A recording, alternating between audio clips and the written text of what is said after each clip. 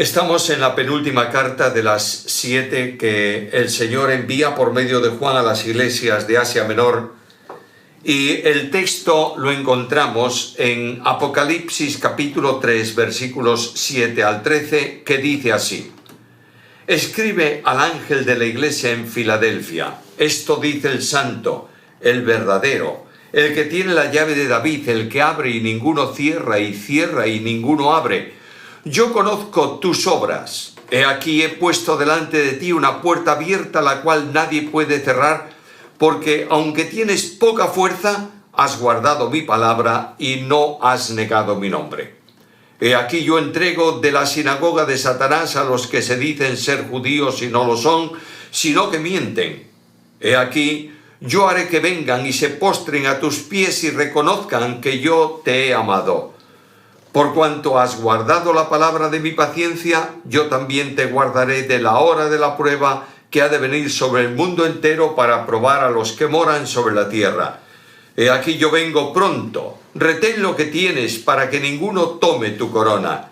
Al que venciere, yo lo haré columna en el templo de mi Dios y nunca más saldrá de allí. Y escribiré sobre él el nombre de mi Dios y el nombre de la ciudad de mi Dios, la nueva Jerusalén, la cual desciende del cielo de mi Dios, y mi nombre nuevo. El que tiene oído, oiga lo que el Espíritu dice a las iglesias. Cuando nos acercamos a esta carta, lo mismo que a las anteriores y la que nos falta todavía, tenemos que entender que el Señor escribe y la estructura del escrito es exactamente igual en todas ellas. En primer lugar aparece la iglesia y el Señor, que se define de una forma distinta en cada una de las cartas. En segundo lugar está el mensaje, que es lo que Dios, por medio de Juan, comunica a esa iglesia. Y en tercer lugar está la demanda que el lector de la carta tiene que asumir y contestar después de la lectura del texto bíblico. En primer lugar está la iglesia y el Señor. La iglesia se llama, o el lugar, mejor dicho, donde está la iglesia, se llama Filadelfia. Y este es un nombre que en griego significa amor fraterno. Indudablemente es el título ideal para la iglesia de Cristo. Cuando Cristo estableció su iglesia, les dio el mandamiento nuevo a los discípulos, que sería la identificación o la identidad de la iglesia que iban a hacer en Hechos capítulo 2, de ahí en adelante. Y Jesús les dijo que en esto conocerán todos que sois mis discípulos, es decir, que sois la iglesia es el conjunto de discípulos de Cristo, seguidores de Cristo. Sois mis discípulos si tuvieseis amor los unos para con los otros. No hay característica más definida para la iglesia que el amor fraterno, de modo que este nombre corresponde de una forma extraordinariamente precisa a lo que debiera ser realmente la iglesia de Cristo aquí en la tierra. La ciudad de Filadelfia, es una ciudad situada a unos 45 kilómetros al sudoeste de Sardis. Y esta ciudad no es una ciudad muy grande, y como las de aquel área en tiempos en que se escribe la carta, era una ciudad con propensión a movimientos sísmicos, de manera que muchos temblores se habían producido en aquella área. Uno de los más importantes, más intensos que se produjo, destruyó prácticamente la ciudad, que fue reconstruida con ayuda de los romanos. Como ciudad primeramente griega y luego romana, tenía una cantidad enorme de dioses a quienes se le rendía culto allí, y entre los dioses que había en la ciudad más destacables estaba Baco, que tenía un templo, y el culto a Baco, como sabéis todos, es un culto dedicado al dios del vino. Por tanto, la borrachera, embriagarse en la festividad del dios, en el culto dedicado al dios, era cosa común. Esto traía como consecuencia lo que se llama, por ese nombre de Baco, las bacanales, que eran verdaderas orgías, borracheras y prácticas licenciosas de costumbres inmorales absolutas, formaban parte del entorno del culto a este dios. en medio de esa sociedad, Dios coloca su iglesia. Cristo permite que la iglesia se establezca allí. No sabemos quién la fundó. Probablemente se fundó desde Éfeso como consecuencia del trabajo del apóstol Pablo. Hechos capítulo 19 y versículo 10 habla de la evangelización por toda Asia Menor. El evangelio alcanza todas estas ciudades y estas ciudades alcanzadas por el evangelio tienen establecida una iglesia de Cristo aquí en la tierra. Durante la gran persecución que se produjo en tiempos del emperador Trajano, todas las iglesias de Asia Menor fueron perseguidas, menos la de Filadelfia. Cuando posteriormente los otomanos, los árabes, conquistan ese territorio, comienza también una persecución contra el cristianismo y las iglesias cristianas, y la única que se salvó de esa persecución fue la iglesia en Filadelfia. Ahora, presentada la iglesia, sabiendo a qué iglesia el Señor escribe, la presentación del Señor viene inmediatamente en ese mismo versículo 7. Lo primero que se dice de Cristo es esto. Esto dice el Santo. Es el título de Dios por el que es adorado en su trono. Los serafines, los querubines, presentan delante del Señor su adoración y proclaman su santidad. Y en Isaías capítulo 6, versículo 3, leemos aquellas palabras de la adoración angelical: Santo, Santo, Santo. Ahora, precedido del artículo determinado, el Santo excluye cualquier tipo de santidad que no sea absoluta. Está refiriéndose al único que es de esa condición, el único santo. Los ángeles son santos, sin duda ninguna, los que no han caído, por supuesto. Los pecadores que creen en Cristo son hechos o son santificados, pero nadie alcanza la perfección infinita de la santidad de Dios. La Biblia llama a Dios en varios lugares el Santo. A modo de ejemplo, en Isaías capítulo 40 y versículo 25.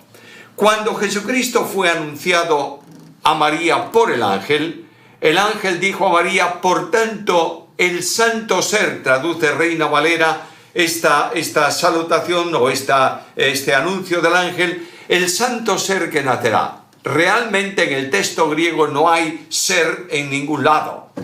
Como mucho estaría el artículo determinado el santo.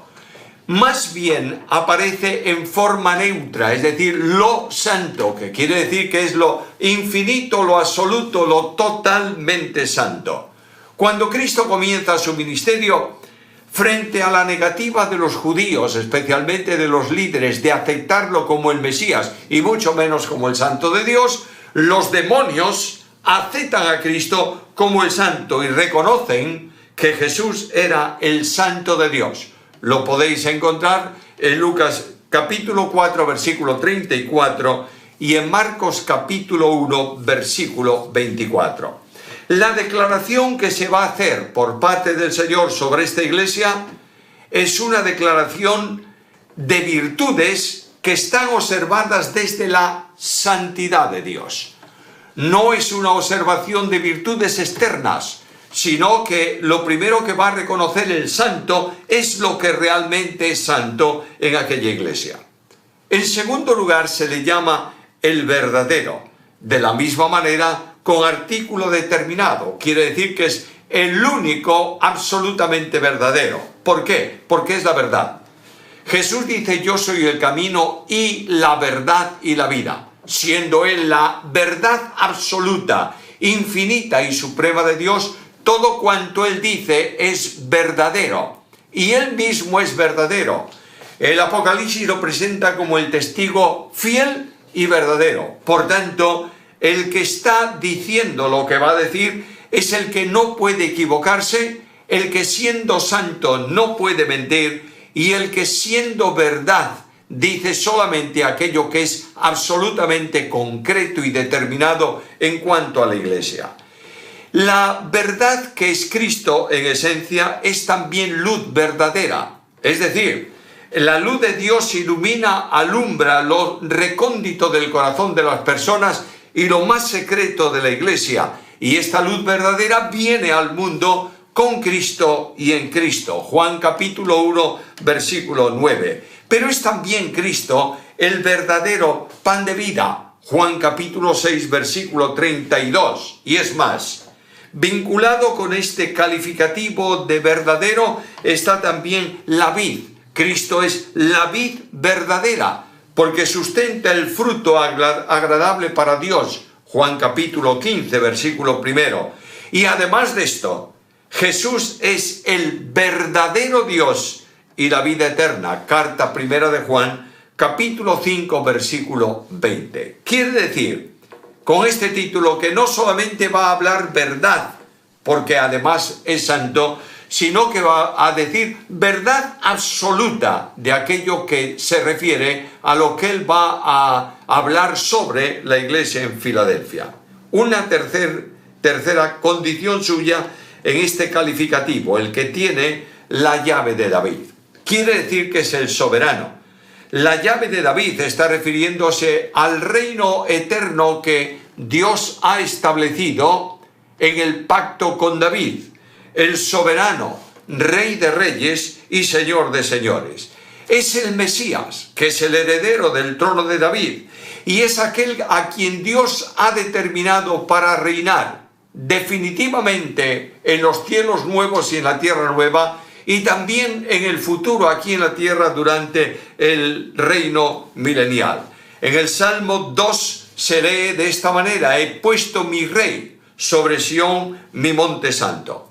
Es el cumplidor de la profecía de Isaías, capítulo 22 y versículo 22. Isaías capítulo 22, versículo 22, leemos el texto bíblico directamente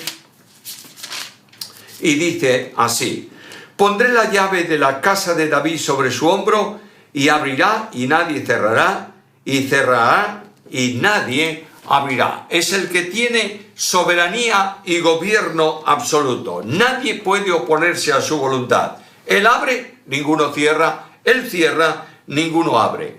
Las llaves del reino de los cielos Jesús las dio a Pedro. ¿Recordáis ahí en la confesión camino de Jerusalén, cuando él dice que nosotros creemos que tú eres el Cristo, el Hijo del Altísimo? Él inmediatamente dice: yo te doy las llaves del reino de los cielos. Y estas llaves dadas a Pedro del reino de los cielos fueron utilizadas para abrir el reino por la predicación del Evangelio a los judíos, Hechos capítulo 2, y más adelante a los gentiles en casa de Cornelio. Abierta la puerta de la evangelización y de la presencia de la iglesia, nadie puede cerrarla, porque Dios en Cristo Jesús la ha hecho en plena soberanía. Bueno, ya tenemos el que habla. Qué importante: el santo no puede engañar, el verdadero no puede mentir, el soberano puede actuar. Y dentro de esta presentación viene en segundo lugar el mensaje para la iglesia. Y comienza con unas palabras de atención, versículo 8: yo conozco tus obras. No solamente sé lo que haces, conozco la causa, la razón de esas obras. Sé por qué las haces. Las conozco en la intimidad. Yo conozco tus obras. Y en razón de lo que tú eres, yo he puesto delante de ti una puerta abierta, la cual nadie puede cerrar. Siempre que se lee el versículo, surge la pregunta del intérprete: ¿cuál es la puerta abierta que Jesús puso delante de esta iglesia que nadie puede cerrar? Porque hay iglesias que existieron y desaparecieron, hay iglesias que tenían firmeza en la doctrina y dejaron de tenerla. ¿Qué puerta es la que Dios ha abierto delante de esta iglesia que ninguno puede cerrar? Tiene muchas respuestas. Una de ellas es la puerta de la comunión con Dios. Dios ha abierto una puerta de comunión con el creyente que nadie puede cerrar. Dice el apóstol Juan en la carta primera, hablando de comunión entre los hermanos, dice que nuestra comunión es verdaderamente con el Padre y con su Hijo Jesucristo. Es más, nosotros tenemos comunión con Dios por medio de nuestro Señor Jesucristo. La comunión tiene que ver también con la participación en la vida común. Nosotros tenemos vida eterna y Dios ha abierto una puerta de vida eterna que nadie puede cerrar. Podemos tener tropiezos, podemos caer, podemos separarnos del servicio del Señor, podemos caminar en el mundo, etcétera, etcétera. Pero todo aquel que ha sido salvo por gracia mediante la fe tiene la posibilidad de restaurar por confesión esa comunión con Dios. Nadie puede impedir que tú y yo, como creyentes, en santidad de vida, en confesión de nuestras faltas, restauremos y experimentemos la comunión con Dios. Otra puerta, o otro significado de esta puerta, es la puerta de la oración. ¿Quién puede impedir que el creyente acceda al trono de gracia? Aquello que era imposible para el hombre pecador a causa del pecado, acceder a la presencia de Dios, como se aprecia en el Antiguo Testamento, ha sido cambiado para el creyente. El trono de juicio, el trono de ira, se ha convertido en un trono de gracia y Dios nos invita a acceder a ese trono de gracia para hallar lo necesario para el socorro oportuno. Es más, la Biblia nos enseña a orar sin cesar. Por tanto, la oración al Padre, en el nombre del Hijo, en el poder del Espíritu Santo, nadie la puede impedir. Puede ser que el creyente esté en una cárcel, encerrado, esperando sentencia de muerte, como era el caso de Pablo cuando escribe la segunda epístola a Timoteo. Puede ser que esté solo y desterrado en algún lugar aislado de la tierra. En cualquier momento, en cualquier lugar, en cualquier ocasión, la puerta de la oración está abierta para que el creyente acceda a la presencia del Señor. Es también la puerta del compromiso de vida. Y el compromiso de vida para el cristiano descansa en dos grandes pilares: amor y edificación. Todo aquel que ha nacido de nuevo ama con el amor con que él fue amado. No en la intensidad o en la dimensión, porque el amor de Dios es infinito y yo soy limitado. Pero ese amor de Dios ha sido derramado en mi corazón por el Espíritu Santo que me fue dado. Por tanto, es la misma calidad de amor. El amor con que el creyente ama es un amor desinteresado. Es un amor de entrega. Es un amor que busca el bien del otro. Por tanto, juntamente con el amor, está siempre vinculada la edificación. Cuando el apóstol Pablo escribe sus epístolas, en más de una ocasión habla de la necesidad de que de la boca del creyente salgan palabras edificantes, palabras rodeadas de gracia. No hay forma o no debe haber forma de un dialogar entre cristianos que no sea el diálogo de la edificación, conduciendo a cada uno a un mayor nivel espiritual de vida. La iglesia que no ama y que no edifica no es iglesia. Y aquí el Señor abre la puerta para que la iglesia practique el amor y para que la iglesia edifique a los miembros, se edifiquen mutuamente los unos para los otros. Dios ha abierto también la puerta de la predicación del Evangelio. En el Evangelio según Marcos leemos aquellas palabras: id por todo el mundo y predicad el Evangelio. O si lo prefieres, según Mateo: ahora con mi autoridad os mando a las naciones para que hagáis discípulos. En Hechos capítulo 1, cuando se habla de la ascensión del Señor a los cielos, el Señor les dice: esperad hasta que seáis recibidos de poder de lo alto, y entonces me seréis testigos en Jerusalén, en Judea, en Samaria y hasta lo último de la tierra. El Evangelio tiene que ser proclamado, no solamente en voz audible, sino con el silencio del ejemplo. Muchas veces no podremos predicar el Evangelio. Hay personas que además físicamente están limitadas por su condición natural. Un mudo, por ejemplo, no podría predicar el Evangelio. Pero no hay Evangelio más eficaz y mensaje más eficiente que el de una vida cambiada y transformada por el poder de Dios. Dios ha abierto una puerta. Nadie, ni en cielos, ni en tierra, ni bajo la tierra, podrá cerrar la puerta de la evangelización. Dios abre también la puerta del poder victorioso. Todo poder, dice Jesús, me es dado en el cielo y en la tierra. Y añade, he aquí yo estoy con vosotros.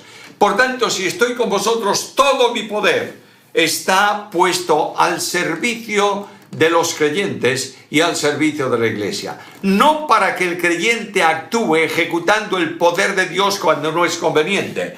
No para que se establezca Él como rector del poder de Jesucristo o del poder del Espíritu. El poder de Dios se manifiesta cuando en la soberanía de Dios es necesario y es preciso para el cumplimiento de su propósito aquí en la tierra. Tenemos una puerta de poder victorioso. Yo me pregunto muchas veces si en la iglesia donde yo estoy se ve el poder victorioso de Dios en cada reunión de la iglesia. Si yo veo cada día en la congregación el poder victorioso de Dios en salvación, si yo veo el poder victorioso de Dios en restauración, si veo el poder victorioso de Dios en la apertura de los obstáculos que la iglesia encuentra en el camino, Dios ha abierto una puerta de poder para la iglesia. Dios ha abierto también una puerta de servicio. No es posible hablar de iglesia sin hablar de servicio. En la carta primera a los Tesalonicenses, capítulo 1, el apóstol Pablo dice que la iglesia en Tesalónica se conoce y dan testimonio todos de ella, de cómo os convertisteis de los ídolos a Dios para servir al Dios vivo y verdadero. Quien vive a Cristo sirve porque Cristo fue siervo. Y la grandeza de la iglesia está precisamente en servir como fue servida. Los creyentes tenemos que servir porque Cristo, que se hace vida en nosotros, ha sido el siervo de los siervos y primeramente nos ha servido a nosotros. La puerta abierta en base a lo que Cristo es, no a lo que es la iglesia. Cristo está sentado a la diestra de la majestad de las alturas. Y el apóstol Pablo en Filipenses capítulo 2 versículos 9 a 11 dice que recibió el nombre que es sobre todo nombre, para que en el nombre de Jesús se doble toda rodilla de los que están en el cielo y en la tierra y debajo de la tierra, y toda lengua confiese que Jesús es el Señor, para la gloria del Padre. Dios a nuestro lado siempre. ¡Qué bendición tan grande encuentro en este versículo! En medio de las pruebas más intensas, el Señor está a nuestro lado. No solamente como colectividad de iglesia, sino como individuos, como creyentes salvos por gracia mediante la fe. En medio del conflicto, de las pruebas, de la angustia, de las dificultades, como dice el Salmo 91 en el versículo 15, con Él estaré yo en la angustia. Y el Señor dice a la iglesia hoy, mira, yo he puesto una puerta abierta delante de ti, la cual nadie puede cerrar. Ahora inmediatamente viene el versículo, en el mismo versículo, las condiciones para que esa puerta se mantenga no solo abierta, sino que sea útil, se pueda acceder por ella a las bendiciones de Dios. La primera condición es que para que Dios manifieste su poder y su gloria, su omnipotencia, su presencia, respuesta a la oración, etc., la iglesia tiene que tener poca fuerza. Notad lo que dice el texto, porque aunque tienes poca fuerza. Quiero recordaros, queridos amigos y hermanos, que la fuerza de la iglesia es la fuerza del Espíritu Santo operando en la iglesia. En Zacarías capítulo 4 y versículo 6 leo estas palabras: no es con ejército ni con fuerza, sino con mi espíritu, dice el Señor. Las debilidades permiten mantener esa fuerza, y el apóstol Pablo decía que cuando él era débil, entonces era fuerte. Cuando la debilidad nos hace sentir nuestra pequeñez, es la fuerza de Dios que viene a nuestro encuentro para esforzarnos. La profecía de Isaías dice que Dios da fuerzas al que no tiene ninguna. Es imposible esto humanamente hablando, pero el Dios de la gloria al que tiene poca fuerza le da la fuerza necesaria para poder llevar a cabo la misión. Quiero recordaros algo que sin duda todos sabéis. Las fuerzas mías junto con las de Dios son siempre más pequeñas que las de Dios solo. Segunda condición: has guardado mi palabra. Ahora, ¿qué es la palabra? Bueno, el apóstol Pablo dice que la palabra de Dios es la palabra, la Biblia, la Escritura, es inspirada por Dios y útil para redarguir, para corregir, para instruir en justicia. La palabra de Dios es la única palabra poderosa que procede de Dios. Hay dos graves problemas en la Iglesia de Cristo a lo largo del tiempo. Primer problema: añadir a la palabra. Es decir, el Señor ha dicho esto y la normativa para esto la establece de esta manera, pero a mí no me es suficiente y añado un poco más a esto. Ocurre no solamente en añadir mandamientos que no están en la Escritura para colocarlos como de obligado cumplimiento, sino en añadir cosas a la interpretación de la Biblia, en decir que la Biblia dice cuando realmente no dice. Esto es un problema muy serio. Guardar la palabra significa no añadirle nada, pero significa también no quitarle nada. Y estamos en un mundo de relativismo tal que muchos quitan de la Biblia y muchos dicen, bueno, esto era para el tiempo pasado, no es para el tiempo presente. Escúchame, por favor. Todo cuanto está en la Biblia, de Génesis 1:1 a Apocalipsis 22:21, es palabra de Dios. Y Dios habla solamente por su palabra. Hay muchos que se llaman apóstoles y que se llaman profetas en nuestros días que dicen, Dios me dio este mensaje y ese mensaje no está en la Biblia. Y claro, cuando alguien le dice, oye, es que yo no encuentro esto en la palabra, dice, no, ha sido una revelación nueva de Dios, que su Espíritu que habló en el pasado, habla también en el presente. No seas oidor de mentiras semejantes. Esta iglesia es bendecida por Dios porque guarda solo una cosa: su palabra. Tercera condición: no has negado mi nombre. La iglesia victoriosa reconoce como única autoridad al Señor. No hay otra. Cristo es fundamento y es cabeza de la iglesia. Él es el Señor. La iglesia victoriosa vive en dependencia de Cristo. Y el apóstol Juan nos dice que la victoria que vence al mundo es nuestra fe. El creyente es más que vencedor por medio de Cristo.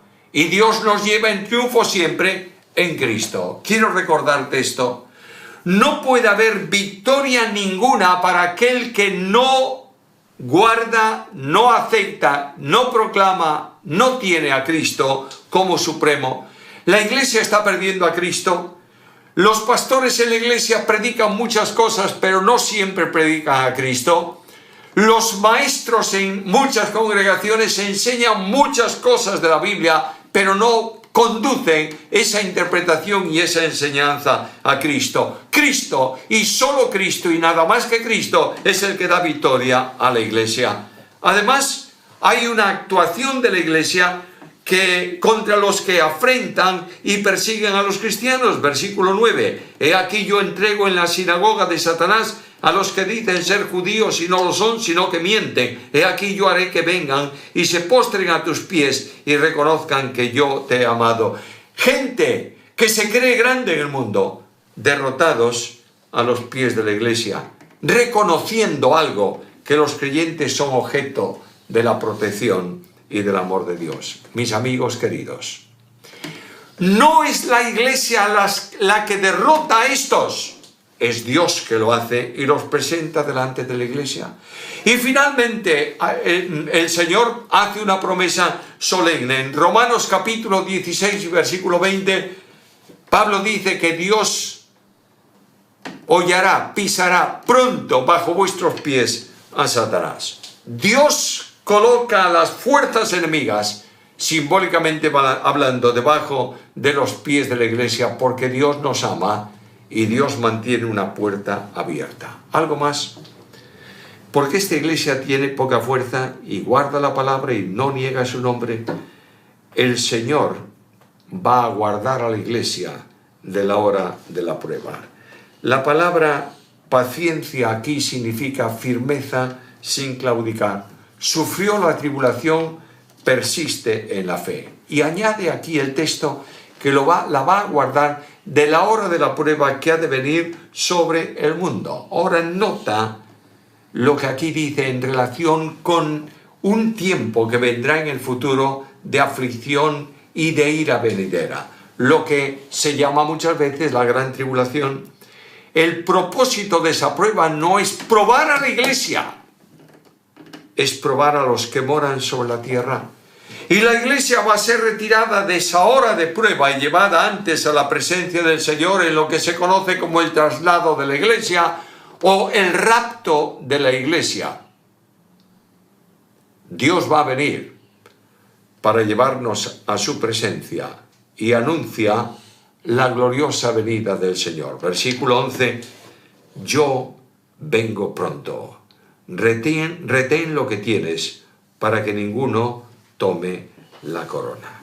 Ahora esta gloriosa venida levanta nuestros ojos de las tribulaciones pasajeras y nos sitúa en una mirada de fe, no solo de lo que viene, sino de aquel que viene. Finalmente está la demanda.